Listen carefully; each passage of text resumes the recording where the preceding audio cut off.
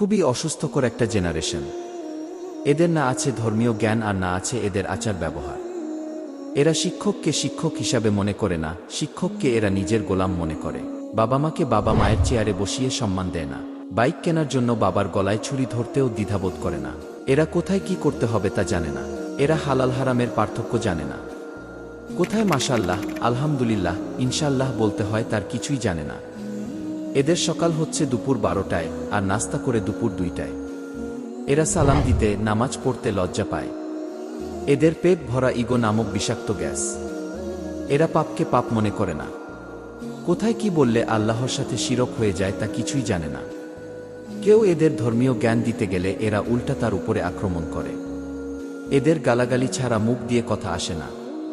সারা রাত মেসেঞ্জারে চ্যাটিং করে। রাত গভীর হলে এরা আসক্ত হয়ে যায় পর্নোগ্রাফি নামক এক অন্ধকার জগতে। এরা রাস্তাঘাটে কোথাও কোনো মেয়ে দেখলে পশুর মতো আচরণ করে। এরা দুনিয়াকেই নিজের সব ভেবে বসে আছে, কিন্তু এরপরে যে আখিরাত, যা অনন্তকাল, যার কোনো শেষ নেই, ওই দুনিয়ার কথা একবারও ভাবে না। প্রিয় ভাই ও বোন আমার, এখনও সময় আছে ভালো হওয়ার, তাই এসব হারাম কাজ ছেড়ে দিয়ে ভালো পথে এসো। আল্লাহ তাআলা আমাদেরকে সঠিক বুঝ দান করুক আর আমাদের এই সমাজকে ইসলামিক নিয়মে সুন্দর, ভদ্র ও ভালোভাবে থাকার তৌফিক দান করুন। আমিন।